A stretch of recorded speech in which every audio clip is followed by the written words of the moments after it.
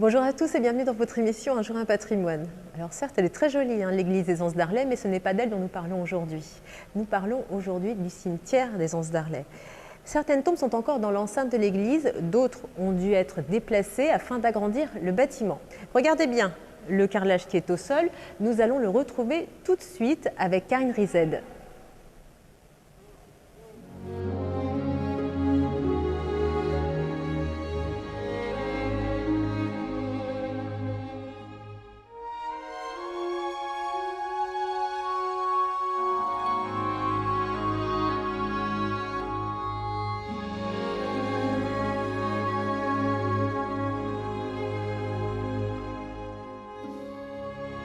Bonjour Karine. Bonjour Christine, bienvenue à notre cimetière des Anses d'Arlay. Merci.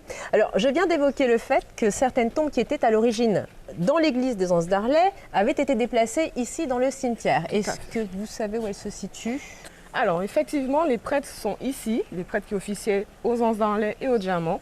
Donc ils sont exposés, les tombes sont ici et on retrouve effectivement le carreau de l'église avec le petit signe lisse. Ah oui, en effet. On le retrouve dans l'allée centrale. C'est le caveau des prêtres, prêtres très connus des Arlésiens, je suppose. Tout à fait. Et surtout, un des prêtres qui se démarque, c'est l'abbé Leroy. C'est un prêtre qui a eu des enfants, qui a eu une famille, d'ailleurs, par rapport aux autres prêtres qui ont officié. Et c'est un prêtre qui a beaucoup marqué la commune. Voilà. Donc il y a des anecdotes, bon, je ne vais pas reprendre ici, mais voilà, il est très connu des Arlésiens en général. Et d'ailleurs, il y a un monde qui porte son nom. Elle fait partie des tombes les plus anciennes, celle-là? Alors celle-là est ancienne, oui, mais on a la tombe la plus ancienne est située de l'autre côté. On va la voir? La première parcelle, oui, on y va. La municipalité en a fait l'acquisition en 1859. D'accord. Donc c'était la première partie, on va dire, du cimetière. On va voir les deux autres parties, on va dire qu'elle est en trois parties. On va voir les deux autres parties après. Et dans cette première partie-là, on a les plus anciennes tombes qui étaient à l'église aussi.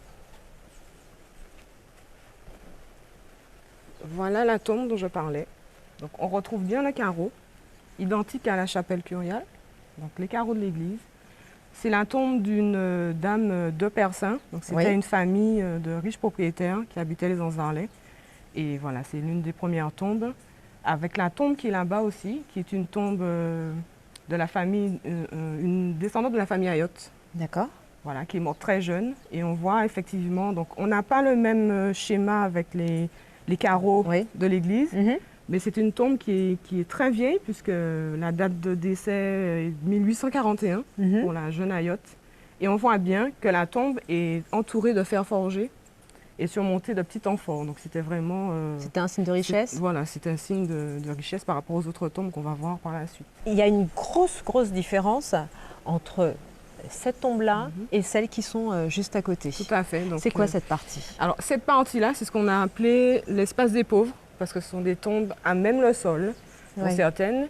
Et d'autres, on verra qu'on a des conques d'alambi tout autour, donc recouvertes de terre, à même le sol toujours, avec des conques d'alambi autour. Donc ça, c'était le signe des marins pêcheurs, ici aux Anses d'Arlay, qui étaient enterrés.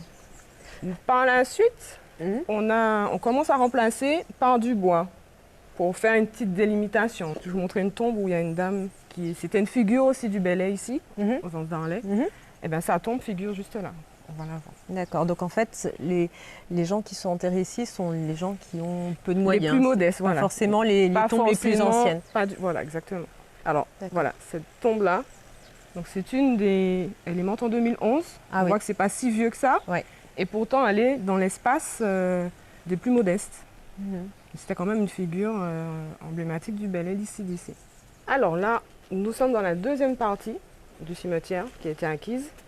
Et là, on voit bien le changement déjà de caveau. Ouais. On connaît plus les tombes qu'on voit d'habitude aux Antilles avec le carrelage. Voilà, exactement. C'est plus que du ciment peint en blanc, qui va à la longue s'effriter et s'abîmer. Donc on protège maintenant avec du carreau.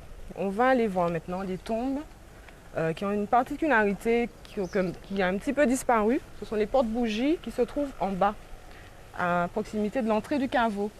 Alors comme celle-là, voilà. Donc fermée avec un petit portail en fer pour les deux. Par la suite, on voit qu'on commence à avoir les petites chapelles et le porte-bougie et en hauteur, vraiment en hauteur, et plus à ce niveau-là. D'accord. On va s'arrêter là, on va voir qu'on a le reste du mur. On a dû casser pour faire l'allée centrale. Oui. Et on a accès ainsi à la dernière partie. Donc quand on est de l'autre côté, c'est l'entrée, mais pour notre intervention, c'est la dernière partie du cimetière. D'accord. Donc on voit bien de part et d'autre de l'allée, les tombes-chapelles, style chapelle, fermées avec des grilles en fer forgé. Et puis tout au fond, l'ossuaire et les enfeux qui a été créé par la municipalité en novembre 2017. D'accord. On commence par jeter un coup d'œil sur les tombes-chapelles. Voilà. C'est une nouvelle forme de tombe. C'est une nouvelle forme de tombe, donc elles sont protégées. Toujours le style avec les carreaux. Elles sont en hauteur pour certaines, un petit peu plus en hauteur. Et puis protégées, fermées par une grille et voilà, à l'abri de la pluie, de l'humidité. Alors voilà l'ossuaire dont vous m'avez parlé juste avant. Pourquoi avoir construit cet ossuaire? Pour faire de la place dans les anciens caveaux, les familles ont la possibilité d'avoir un emplacement ici, pour mettre les restes de leurs défunts. Donc ça sert à ça l'ossuaire. D'accord. Et on a aussi une autre construction qui est juste à côté. Donc ce sont les enfeux, où les familles qui ont fait la crémation, qui ont choisi le système de crémation pour leurs défunts, peuvent y mettre les cendres de leurs défunts. Voilà. D'accord. Bien voilà, je pense qu'on a fait le tour, Karine. On a fait le tour. Merci beaucoup pour votre intervention. C'était avec très grand plaisir.